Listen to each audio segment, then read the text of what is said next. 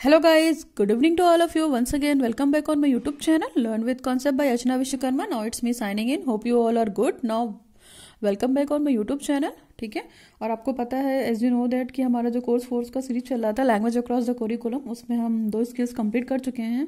हमारा जो कंटिन्यूएशन है वो 3rd स्किल पे है, which is the reading skill, जो अभी हमारा चल रहा है. तो आज का जो टॉपिक, इससे पहले वाले टॉपिक में हमने पढ़ा था कि मैकेनिक्स क्या होती है रीडिंग स्किल की. अगर आपने वो वीडियो नहीं देखा है तो प्लीज़ आप उन वीडियो को देख लीजिएगा, उससे हेल्पफुल मिलेगा. मटेरियल समझ में आ जाएगा, कंटेंट समझ में आ जाएगा, कॉन्सेप्ट समझ में आ जाएगा कि रीडिंग स्किल का मैकेनिज्म क्या होता है, मैकेनिक्स क्या होता है, क्या क्या तरीका होता है और क्या क्या रणनीति होती है हमारे रीडिंग स्किल को डेवलप करने के लिए. ठीक ना, तो आज का टॉपिक स्टार्ट करते हैं विदाउट वेस्टिंग अवर टाइम. तो आज का जो टॉपिक है वो बहुत इंपॉर्टेंट है, आपसे पूछा जाता है हमेशा क्वेश्चन में. स्ट्रेटजीज फॉर इफेक्टिव रीडिंग, है ना, कि हमारी क्या क्या स्ट्रेटजीज हैं, हमारा क्या क्या प्लान ऑफ एक्शन है, किसके लिए, रीडिंग के लिए. इफेक्टिव रीडिंग हम कैसे कर सकते हैं. एंड या इसी को इस तरीके से भी पूछ सकता है how to improve reading skill, यानी कि हम अपने अंदर पठन कौशल को कैसे सुधारें, या प्रभावी पढ़ने के लिए क्या क्या रणनीतियां हैं, या पठन कौशल को कैसे सुधारें. तो यहाँ पे मेरे पास बेसिकली देखा जाए तो 4 स्टेप हैं. हम उन 4 स्टेप को ही डिटेल करेंगे, बहुत ज्यादा नहीं है, बहुत इजी है, आप आराम से याद रख सकते हैं. जैसे अगर हम बात करते हैं तो पहले स्टेप में हम इसको ले सकते हैं स्टेप फर्स्ट. देखिए फर्स्ट स्टेप क्या है. देखिए आपको तो अच्छे से पता है ना स्ट्रेटजीज क्या क्या होती हैं रीडिंग स्किल की.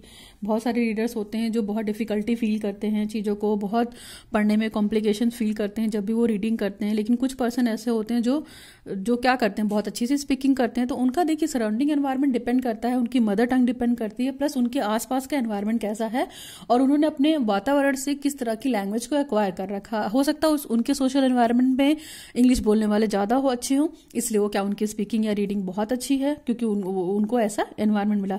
लेकिन कुछ व्यक्ति वहीं पे होते हैं जिनको बहुत दिक्कतें होती हैं, लेकिन दिक्कतें होने के बावजूद भी वो थोड़ा सा अपने आप को टाइम देते हैं. टाइम देकर अपनी स्पीकिंग को, अपनी रीडिंग को क्या करते हैं, इंप्रूव करते हैं, इफेक्टिव बनाते हैं. तो वही चीजें हैं कि हम थोड़ा अगर टाइम देंगे, more time in a reading, है ना, बहुत सा टाइम दे सकते हैं. और टाइम देकर हम प्रैक्टिस अच्छी करेंगे. जब प्रैक्टिस अच्छी करेंगे तो ऑटोमेटिक हमारी रीडिंग बहुत अच्छी हो जाएगी. हाँ, हम एकदम से चीजों को बोलना और स्पीकिंग नहीं सीख सकते हैं, क्योंकि देखिए स्पीकिंग हम उसी केस में बहुत अच्छे से सीख सकते हैं. हमको थोड़ा टाइम लग सकता है, 2 महीने, 3 महीने, 4 महीने, 6 महीने. जैसी आपकी ग्रिस्पिंग पावर है, चीजों को डिकोड करने की कैपेसिटी है, सिंबल्स को आइडेंटिफाई करने की कोशिश है. आपका मेन देखिए ग्रामेटिकल पोर्शन होता है. अगर आपको अच्छी ग्रामर आती है, ग्रामर पे आपका कमांड है, तो आप अच्छी स्पीकिंग कर सकते हैं, है ना, वो आप अच्छी फ्लुएंसी ला सकते हैं वाइल स्पीकिंग, वाइल रीडिंग.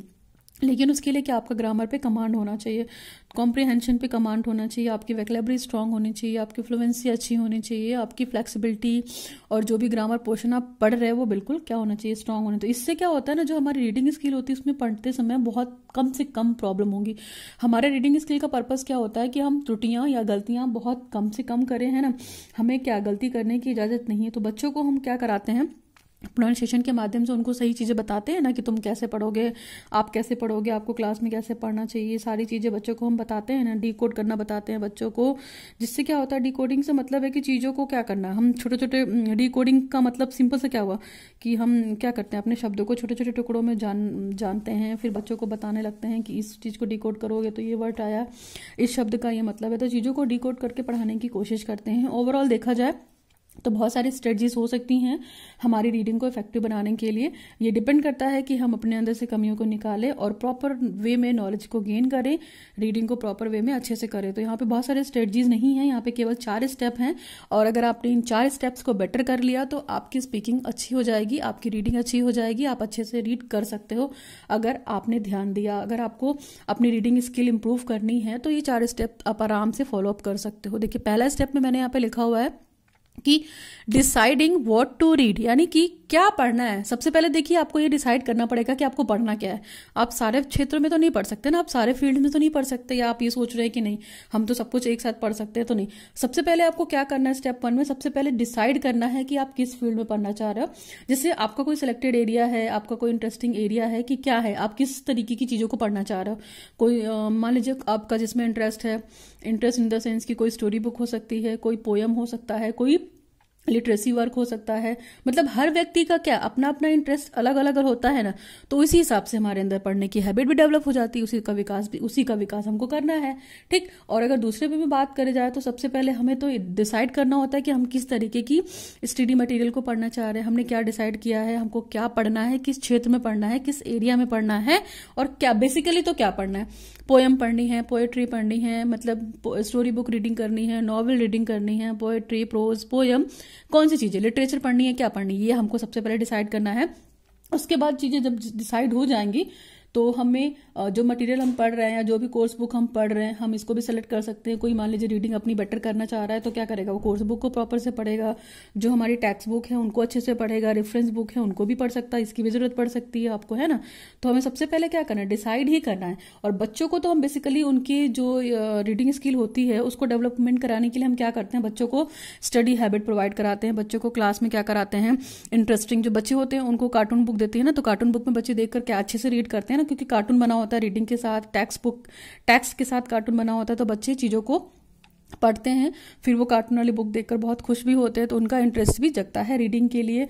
बच्चों को हम मैगजीन पढ़वा सकते हैं, बच्चों को हम कॉमिक्स पढ़ा सकते हैं, जो कॉमिक्स बुक आती हैं। क्यों? क्योंकि उसमें देखिए लिखने के साथ साथ क्या होती हैं, बच्चे के इमेजेस भी, पिक्स वगैरह भी बनी होती हैं। कॉमिक्स में क्या होता है, एक तरफ लिखा होता है, फिर बहुत ही मतलब क्या एक तरीके से बोल सकते हैं कार्टून के फॉर्म में बनी हो सकती है, तो बच्चों को बहुत क्यूरियोसिटी आता है, बच्चों को बहुत इंटरेस्ट आता है बुक को पढ़ने में, तो बच्चों से हम ये काम करवा सकते हैं। आपने देखा होगा छोटे बच्चों की जो बुक होती है वो पिक्चर बुक होती है, तो बच्चे पिक्चर को देखकर रीडिंग करने की कोशिश करते हैं। कोई राइम बुक हो सकती है आपकी, है ना। और इसके लिए क्या कर सकते हैं, आप कोई पेन ले सकते हैं, आप कोई बुक भी ले सकते हैं, बच्चों को क्या पिक्चर ड्रॉ करके भी बता सकते हैं कि आप ये पढ़ सकते हो। तो पहले तो आपको क्या करना है, आपको अपना एरिया डिसाइड करना है कि एक्चुअली में आप पढ़ना क्या चाहते हो। ठीक है, आई थिंक आपका ये स्टेप क्लियर हो गया होगा कि डिसाइडिंग व्हाट टू रीड, यानी कि हमें क्या पढ़ना है। ठीक ना, तो आपके स्टेप 1 डिसाइड हो गया कि आपको पढ़ना क्या है, अपना एरिया आप सेलेक्ट करेंगे। ठीक, चलिए स्टेप नंबर 2। स्टेप नंबर 2 में देखिए क्या है, स्टेप नंबर 2 में हमारा है डिसाइडिंग व्हाई टू रीड, हमें पढ़ना क्यों है। आप तो ये बताइए, है ना। मान लीजिए आपका इंटरेस्ट है या आपके कोई अपने एजुकेशनल ऑब्जेक्टिव को कंप्लीट करना है इसलिए आप पढ़ना चाह रहे हैं, या आप अपनी रीडिंग के पर्पज से पढ़ना चाह रहे हो, ठीक ना, या आपके पास बहुत टाइम है तो टाइम पास के लिए पढ़ना चाह रहे हो, अपने इंटरेस्ट के लिए पढ़ना चाह रहे हो, या कुछ ही किसी नॉलेज को अचीव करना चाह रहे हो, किसी इंफॉर्मेशन को अचीव करना चाह रहे हो, क्या इसलिए पढ़ रहे हो। उसके बाद आप मान लीजिए अपनी स्पीकिंग जो आपकी रीडिंग स्किल है उसको अच्छा बनाने के लिए पढ़ रहे हो, अपनी स्पीड को इम्प्रूव करने के लिए पढ़ रहे हो, है ना। बहुत सारे रीजंस हो सकते हैं, या आप अपने सिलेबस को कंप्लीट करने के लिए पढ़ रहे हो। तो ये डिपेंड करता है कि आप पढ़ क्यों रहे हो, है ना। बेसिकली आपके उद्देश्य निर्धारित होते हैं, आपका एम निर्धारित होता है कि हमारा पर्पस क्या है पढ़ने का। हमने क्या पढ़ना है ये तो डिसाइड कर लिया, हम क्यों पढ़ना चाहते हैं ये डिसाइड करना चाहते हैं। तो हम मान लीजिए हम पढ़ेंगे तो हमें हमारी बहुत सारी नॉलेज क्या होगी, इंप्रूव होगी। मान लीजिए अपने प्रोफेशनल स्किल की डेवलपमेंट के लिए हम पढ़ना चाहते हैं, एक रीजन ये भी हो सकता है। फिर लर्निंग के लिए हो सकता है, हम अपनी सोशल स्किल को डेवलपमेंट करना चाहते हैं, क्योंकि हम सोशलाइजेशन में इन्वॉल्व हैं, और सोशलाइजेशन होगा तो हमारा डेवलपमेंट होगा तो हमारी, मान लीजिए हम कुछ लिखकर पढ़ना चाह रहे हैं तो हमारी राइटिंग स्किल भी बहुत डेवलप होगी, है ना। कुछ हम प्रिपेयर कर रहे हैं, एग्जामिनेशन के लिए भी प्रिपेयर कर रहे हैं तो क्या होगा, उसके लिए भी पढ़ रहे हैं। हम लैंग्वेज सीखने के लिए पढ़ सकते हैं, हम अपने जो हमारा खाली समय है, लेजर टाइम जो है, अवकाश पीरियड है, उसको यूटिलाइजेशन करने के लिए पढ़ सकते हैं, इंप्रूव कर सकते हैं, अपनी वैकेबलरी इंप्रूव करने के लिए पढ़ सकते हैं, हम अपनी चीज़ों को रेक्टिफाई करने के लिए पढ़ सकते हैं, पास्ट में हमने क्या क्या चीज़ें की हैं उसको मतलब रीयूटिलाइज करने के लिए पढ़ सकते हैं, ठीक ना। बिलीफ जो हमारे हैं, जो हमारी मान्यताएं हैं, जो हमारे जो एक्सपीरियंसेस हैं उनको बेटर करने के लिए हम पढ़ सकते हैं। तो मेन रीजन तो ये है कि हम पढ़ना क्यों चाह रहे हैं। तो हमारे बहुत सारे अलग अलग उद्देश्य हो सकते हैं, बहुत सारे अलग अलग एम्स हो सकते हैं, ये पर्सन टू पर्सन वेरी करेगा कि वो क्या पढ़ना चाह रहा है और क्यों पढ़ना चाह रहा है। ठीक, स्टेप नंबर 2 ये हो गया। Now we come to the step number, देखिए बहुत इजी है। इन स्टेप्स को आप 1 बाय 1 आप पूरे बड़े से पेज पे बनाइएगा, मेरे पास यहाँ पेज कम था, तो आप ये फ्लो चार्ट बनाएंगे ना तो आपकी स्ट्रेटजी वाला जो पॉइंट है आराम से पूरा ये बॉक्स बना दीजिएगा। फिर इसको आप 1 बाय 1 हेडिंग डाल के आराम से एक्सप्लेन कर सकते हैं, एग्जाम्पल देकर भी एक्सप्लेन कर सकते हो ना, कोई दिक्कत नहीं होगी। ठीक है, चलिए अब हमने ये तो देख लिया कि हम क्या पढ़ना क्या है, हमें क्यों पढ़ना है। अब कहाँ पढ़ना है ये मैटर करता है भाई, है ना। हमारा एनवायरमेंट बहुत मैटर करता है ना, कि हम कौन सी जगह पे क्या क्या एनवायरमेंट कर रहे हैं। तो डिसाइडिंग वेयर टू रीड, कहाँ पढ़ना है हमें ये भी डिसाइड करना है। जैसे आपको पता है कि हमें कोई कोई अच्छा अप्रोप्रिएट स्थान या अप्रोप्रिएट प्लेस हमें ढूंढना पड़ेगा, किस लिए? रीडिंग को बेटर बनाने के लिए, है ना। ये चीजें हमारे दिमाग में, following points must be kept in our mind, है ना। जब भी हम चीजों को क्या रीडिंग करने जाएंगे तो हम क्या एक अच्छा वातावरण ढूंढेंगे ना, सबसे पहले सेलेक्ट करेंगे ना आपको, selecting a place for reading. तो इसमें हम ये कर सकते हैं, जो हम रीडिंग प्लेस हो हमारा वो क्या हो, पीसफुल हो, है ना। रीडिंग प्लेस हमारा क्या हो सकता है, प्रॉपर लाइटनिंग हो, वहाँ पे लाइट का अरेंजमेंट हो, प्रॉपर पीसफुल हो, प्रॉपर लाइट हो वहाँ पे। फिर reading place should have the proper setting arrangement, वहाँ पे सिटिंग अरेंजमेंट भी प्रॉपर हो, है ना। चीजें डिस्टर्बिंग होंगी, चेयर्स आगे पीछे होंगी तो भी आपको पढ़ने में दिक्कत होगी। तो ये चीजें भी मैटर करती है कि आप कहाँ पढ़ रहे हो। फिर हम लोनली हो, मतलब हम जहाँ पे भी पढ़ रहे हैं वहाँ पे हम अकेले हों, तब ज्यादा बेटर समझ में आएगा। क्यों? क्योंकि हम वहाँ पे गहन अध्ययन करेंगे। नेक्स्ट हमारा ये भी हो सकता है कि हम नेचुरल एनवायरनमेंट में पढ़ सकते हैं, ठीक ना। इसके अलावा अगर हम बात करें तो जहाँ पे भी हम पढ़ रहे हैं वहाँ पे प्रॉपर हवा हो, प्रॉपर वेंटिलेशन हो, क्रॉस वेंटिलेशन हो, जो रूम है वो आपका एयरी हो, प्रॉपर सूर्य की किरणें वहाँ पे आ रही हो, लाइट की व्यवस्था हो, प्रॉपर सिटिंग अरेंजमेंट हो, बहुत ही पीसफुल हो, सिटिंग अरेंजमेंट अच्छा हो, नेचुरल एनवायरनमेंट हो, मतलब शोरगुल ना हो, अननेसेसरी चीजें ना हो, ताकि कि माइंड डिस्ट्रैक्ट हो, है ना। तो ये सारी चीजें भी मैटर करती हैं। इसके अलावा अगर हम बात करते हैं तो बहुत सारे जहाँ पे भी हम पढ़ रहे हैं तो रेफरेंस बुक जो है, रेफरेंस बुक्स के अलावा और जो हम बुक पढ़ने चाह रहे हैं उसके अलावा कोई बुक ना हो, इररिलेवेंट चीजें ना हो, इररिलेवेंट स्टडी मटेरियल ना हो, जो भी क्या करे उसको देख के हमारा माइंड डाइवर्ट हो। तो ये सारी चीजें भी मैटर करती हैं कि पीसफुल एनवायरनमेंट हो, लाइटिंग हो, सिटिंग अरेंजमेंट अच्छा हो, लोनली हो, नेचुरल एनवायरनमेंट हो, ये सारी चीजें होती हैं। यहाँ पे बच्चा क्या करेगा, अच्छे से रीड कर सकता है कि ये चीजें वहां जाकर पढ़नी है। जैसे फॉर एग्जाम्पल आपने लाइब्रेरी का एग्जाम्पल लिया होगा, तो लाइब्रेरी में क्या होता है, लाइब्रेरी में बहुत पीसफुलनेस होती है ना। अगर लाइब्रेरी में डिस्टर्बेंस होती है तो टीचर क्या कहती है, शांत रहो वरना तुम्हें यहाँ से भगा देंगे, ठीक ना, ये बोलती है ना। तो पीस वाली जगह बहुत मैटर करती है, पीस वाली कंडीशन बहुत मैटर करती है, टेबल अरेंजमेंट बहुत मैटर करता है, क्योंकि देखिए उससे हमारा माइंड डिस्ट्रैक्ट नहीं होता। अगर सारी चीजें नीट एंड क्लीन होंगी तो क्या होगा, हम जो पढ़ना चाह रहे हैं वो काफी अच्छे से पढ़ सकते हैं। तो ये भी बहुत मैटर करता है कि वहाँ का एनवायरनमेंट कैसा है और कहाँ पे पढ़ने जा रहे हैं। हम बहुत शोरगुल वाले वातावरण में नहीं पढ़ सकते, और अगर किसी तरह पढ़ भी लिया ना तो हम उसको समझ नहीं पाएंगे कि हम पढ़ना क्या चाह रहे हैं एक्चुअल में। तो आपको ये पता चल गया कि आपको कहाँ पढ़ना है, ठीक ना। Now we come to the step number 4। हमारे देखिए 3 स्टेप हो गए हैं। आप एक काम कीजिएगा, जब भी आप ये स्टेप बनाएगा, ये फ्लो चार्ट बनाइएगा बॉक्सेस वाला, तो आप पूरा टॉप से लेके बॉटम तक बनाइएगा। मेरे पास यहाँ पेजेस की शॉर्टेज थी इसलिए मैंने यहाँ पे बनाया है। और पूरे ये 5 स्टेप आप एक पेज पे बनाइएगा और फिर इनको 1 बाय 1 हेडिंग डाल के एक्सप्लेन कीजिएगा, वो ज्यादा अच्छे से हो जाएगा। तो हमने पढ़ लिया डिसाइडिंग व्हाट टू रीड, यानी कि क्या पढ़ना है। फिर स्टेप नंबर 2 में हमने डिसाइड किया कि वाई टू रीड, हमें क्यों पढ़ना है। स्टेप नंबर 3 में डिसाइड किया हमने कि कहाँ पढ़ना है। तो ये सारी चीजें डिस्कस होगी, 3 स्टेप हमारे डिस्कस हो गए। Now we come to the step number 4, deciding how to read, कैसे पढ़ना है हमें। ये भी तो मैटर करता है ना, मैं कुछ भी पढ़ लेंगे क्या मतलब बनेगा। जैसे अगर आज की बात करते हैं तो टेक्नोलॉजी की बात है, तो हम कौन सी चीजें रीड कर रहे हैं, हम कंप्यूटर रीड कर रहे हैं, है ना। हम नॉलेज के लिए क्या बहुत सारी डाइवर्सिटी वाली चीजें हैं। जो हमारा 4th स्टेप है डिसाइडिंग हाउ टू रीड, कि हमें कैसे पढ़ना है, ठीक ना। ये डिपेंड करता है कि जैसे हम कौन सी चीज पढ़ रहे हैं, बुक पढ़ रहे हैं, इंटरनेट पे पढ़ रहे हैं, है ना, कोई नॉवेल रीड कर रहे हैं, या कोई स्टोरी बुक पढ़ रहे हैं, कोई इंटरनेट वेबसाइट पे बहुत सारी चीजें ढूंढ रहे हैं, या मोबाइल से कुछ रीडिंग कर रहे हैं, अपने टैबलेट से कुछ रीडिंग कर रहे हैं, लैपटॉप से रीडिंग कर रहे हैं, कंप्यूटर से रीडिंग कर रहे हैं। मतलब बहुत सारे आपके पास वेरियस रिसोर्सेज हैं जहां से आप रीडिंग कर सकते हैं, ठीक ना। रीडिंग करने का पर्पस वही है कि आप जहां भी रीड करें प्रॉपर आप अपना क्या करें, अटेंशन पे करें, वहां पे 100% दें, और जिस भी वे में आप बैठे हो आप एक तरीके से प्रॉपर वे में बैठो, है ना। ऐसे नहीं कि आप आधा तिरछा बैठ गए, उल्टा बैठ गए और कैसे भी बैठकर रीडिंग कर रहे हो, तो उससे क्या होगा, उससे आपका माइंड डाइवर्ट होगा और आप क्या करोगे, चीजों को अच्छे से पढ़ नहीं पाओगे, है ना। जैसा आप चाहोगे कि प्रॉपर नीडफुल पढ़ना चाह रहे हो तो उस तरीके से पढ़ नहीं पाओगे। आपको अपनी जो लैपटॉप होगा या कंप्यूटर होगा एक प्रॉपर अपना आइकॉनिक, यानी कि आप प्रॉपर वे से उसे देख पाओ, एक एक अक्षर को आइडेंटिफाई कर पाओ, आइडेंटिफाई करके उसके मीनिंग को एक्सप्लेन कर पाओ। ये सारी चीजें बहुत मैटर करती है कि आप पढ़ कर रहे हो, क्योंकि देखो नॉलेज तो हमें हर जगह से मिलेगी, है ना। आज की डेट जो है हमारे आईसीटी का टाइम है ना, इंफॉर्मेशन कम्युनिकेशन टेक्नोलॉजी का टाइम है, और बहुत सारी डाइवर्सिफाइड नॉलेज है हमारे पास, रिसोर्सेस है कि हम पढ़ते पढ़ते थक जाएंगे और हमारे पास जितनी भी नॉलेज है वो कहीं ना कहीं कम है। तो जो भी रिसोर्सेस हैं हमारा, उन रिसोर्सेस को हम प्रॉपर यूज करके क्या कर सकते हैं, चीजों को बेटर कर सकते हैं।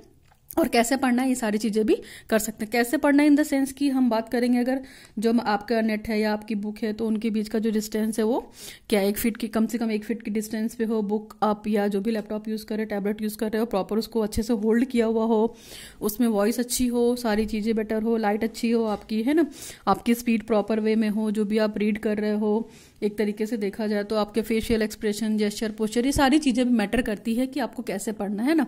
अगर आप बहुत डिस्टर्बिंग हैं, आप चेयर टेबल लेकर बैठे हैं तो पढ़ रहे हैं तो प्रॉपर वे में पढ़िए, है ना। अगर मान लीजिए आप डिस्टर्बिंग इन द सेंस कि आप प्रॉपर वे में बैठे नहीं हो तो आप पढ़ नहीं पाओगे, आपका माइंड डिस्ट्रैक्ट होगा, चीज़ों को क्या करेगा, हैंडल आउट नहीं कर पाएगा, जो भी रिसोर्सेस हैं वो यूजफुल नहीं होंगे, यूजलेस हो जाएंगे। तो ये मैटर करता है कि कैसे पढ़ना है आपको, प्रॉपर अच्छे से बैठ कर 100% अपना अटेंडेंस देना है, अटेंशन देनी है कि जो भी चीज़ें हम पढ़ रहे हैं, चाहे वो कंप्यूटर से, चाहे वो लैपटॉप से, XYZ कहीं से भी, उससे आपको जो नॉलेज मिल रही है वो पर्पसफुल मिल रही है। ठीक है, ये स्टेप नंबर 4 था। जो हमारी नई नई टीचिंग मेथड्स हैं, टेक्निक्स हैं, है ना, एक्चुअल फॉर्म में जो चीज़ों को रिसीव करने की जो कैपेसिटी है वो रीडिंग करके ही आएगी, है ना। कोशिश ये करते हैं कि जो टीचर बता रहा है उसको एज इट इज समझने की कोशिश करें और उसको मीनिंग को समझकर उसको अपनी लाइफ में क्या करें, अंडरस्टैंड कर सकें, है ना। बेसिकली शब्दों को देखकर या वर्डों को आइडेंटिफाई करने से नहीं है, उसका क्या है, उसका मेन पर्पस ढूंढने से है ना, उसका अर्थ निकालने से है, अर्थ से है, उसके शब्दों को पढ़ने से नहीं है कि आपने क्या बोला है, आपके एक्सपीरियंस क्या कहते हैं, आपका डिटर्मिनेशन क्या कहता है, आपका प्रोडक्शन क्या कहता है। तो ये कंटेंट इंपॉर्टेंट है कि आप चीज़ों को कैसे पढ़ना चाह रहे हो, है ना, उसको समझ के पढ़ना चाह रहे हो या केवल रटना चाह रहे हो। तो रोट लर्निंग से देखिए किसी का भी भला नहीं हुआ है, चाहे वो हमारे बच्चे हों, चाहे वो हमारे टीचर्स हैं। तो कभी भी बच्चों को हमें रोट लर्निंग नहीं करवानी है, बच्चों को क्या करना है, कॉन्सेप्ट के थ्रू नॉलेज देनी है, नॉलेज देकर उन्हें अंडरस्टैंड कराना है, फिर चीज़ों को कैसे एप्लीकेशन करना है, चीज़ों को कैसे अप्लाई करना है अपनी डेली लाइफ में, है ना। शिक्षा को क्या करते हैं हम अपने बच्चे के दैनिक जीवन में जोड़ने की कोशिश करते हैं, तभी तो बच्चा इन्वॉल्व होगा ना। अगर हम अपनी एजुकेशन को अपनी लाइफ से जोड़ नहीं पाएंगे, रियल जीवन से जोड़ नहीं पाएंगे तो हमारी शिक्षा का कोई मतलब नहीं है। 4th हो गया, ठीक। Now we come to the last step number 5 की डिसाइडिंग व्हेन टू रीड। हमें पढ़ना कब है ना, पढ़ने का जैसे टाइम होता है, कुछ लोग सुबह पढ़ना पसंद करते हैं, कुछ लोग रात में पढ़ना पसंद करते हैं। तो ये पर्सन टू पर्सन वेरी करता है, इंडिविजुअल टू इंडिविजुअल वेरी करता है। जैसे रीडर्स की बात करते हैं तो कुछ लोग ट्रेवलिंग करते हैं या जर्नी करते हैं तो पढ़ना बहुत पसंद करते हैं, कुछ लोग सोने से पहले पढ़ना बहुत पसंद करते हैं, कुछ लोग बहुत साइलेंस में पढ़ना पसंद करते हैं, कुछ लोग अर्ली मॉर्निंग 4 बजे उठ के पढ़ना पसंद करते हैं, जैसे सुबह सुबह की बात करते हैं, है ना। ऑफिस में भी पढ़ सकते हैं, हम घर पे भी पढ़ सकते हैं, मार्केट में भी पढ़ सकते हैं, मतलब कोई भी प्लेस जहाँ पे हम चीज़ों को क्या कर सकते हैं, पढ़ सकते हैं। पढ़ने के लिए कोई पढ़ने का कोई टाइम नहीं है, कोई समय निश्चित नहीं है कि हाँ आपको ये शुभ मुहूर्त है, इस शुभ मुहूर्त में पढ़ना है, नहीं। आप जिस टाइम पे कंफर्टेबल हो, जैसे कंफर्टेबल हो, आप आराम से पढ़ सकते हो सकता है कुछ लोगों की नाइट स्टडी बहुत अच्छी होती है, कुछ लोग नाइट में बहुत अच्छा पढ़ लेते हैं तो वो सुबह अच्छे से उठ नहीं पाते हैं, ठीक, कोई दिक्कत नहीं है। कुछ लोग सुबह बहुत अच्छे से उठ के पढ़ लेते हैं, वो रात में प्रॉपर नींद लेती है। तो जिसको जैसा भी टाइम कंफर्टेबल लगे वो पढ़ सकता है। इसमें डिसाइडिंग करना ही नहीं है कि आपको कब पढ़ना है, जब आपकी इच्छा हो तब आप उठिए, पढ़िए। बस क्या है, प्रॉपर कंसंट्रेशन होना चाहिए, प्रॉपर कॉम्प्रीहेंशन होना चाहिए, और रीडिंग जो आपने की है वो प्रॉपर टाइम पे करिए और प्रॉपर प्लेस पे करिए, तो उसका पर्पसफुल है ना। अगर हम बात करते हैं तो अपना एक शेड्यूल बना लीजिए कि 24 घंटे में कौन कौन से टाइम पे आपको चीज़ों को रीड करना है, और टाइम टू टाइम उसको क्या करिए, अपडेट करते रहिए। कभी आपको दिन में पढ़ना पसंद है तो दिन में पढ़ लीजिए। कुछ लोग क्या करते हैं, सुबह बिल्कुल उठ के अच्छे से पढ़ते हैं अर्ली मॉर्निंग में, वो भी कर सकते हैं। कुछ लोग सोने से पहले रीडिंग करते हैं, नॉवेल की या स्टोरी बुक की, इस तरीके की चीज़ों को। तो कब पढ़ना है ये आप पे डिपेंड करता है, ठीक ना। कैसे पढ़ना है ये भी आप पे डिपेंड करता है, क्या पढ़ना है ये भी डिपेंड करता है, कहाँ पढ़ना है ये भी डिपेंड करता है आप पे, क्यों पढ़ना है और क्या पढ़ना है। तो ये these are the steps how to improve your reading skill. तो बहुत ज़्यादा नहीं लेंदी है, ठीक ना, आराम से इन स्टेप्स को आप आइडेंटिफाई कर सकते हैं, ठीक ना, कि ये स्ट्रेटजी होती हैं हमारी रीडिंग स्किल को इफेक्टिव बनाने के लिए। और ये क्वेश्चन ऐसे भी आ सकता है कि हम अपने पठन कौशल को कैसे सुधारें, क्या क्या पद हो सकते हैं या क्या क्या चरण हो सकते हैं। तो ये भी इंपॉर्टेंट है, आप देख लीजिएगा और इन स्टेप्स को कोशिश कीजिएगा कि सीक्वेंस में ही रखिएगा। सबसे पहला वही है डिसाइडिंग व्हाट टू रीड, क्या पढ़ना है, डिसाइडिंग व्हाई टू रीड, क्यों पढ़ना है, डिसाइडिंग वेयर टू रीड, कहाँ पढ़ना है, और डिसाइडिंग हाउ टू रीड, कैसे पढ़ना है, एंड लास्ट वाला but not the least, deciding when to read, कब पढ़ना है। तो these are the steps, okay. और आई थिंक इस वीडियो में कोई दिक्कत नहीं होगा, वीडियो थोड़ा भी नीडफुल रहा हो, हेल्पफुल रहा हो, पर्पसफुल रहा है तो लाइक कीजिए, कमेंट सेक्शन में कमेंट कीजिए। कुछ भी डाउट होता है तो you can ask me in my comment section. आज के लिए बस करते हैं। Thanks for watching the video. Now signing off, learn with concept bye Archana Vishwakarma.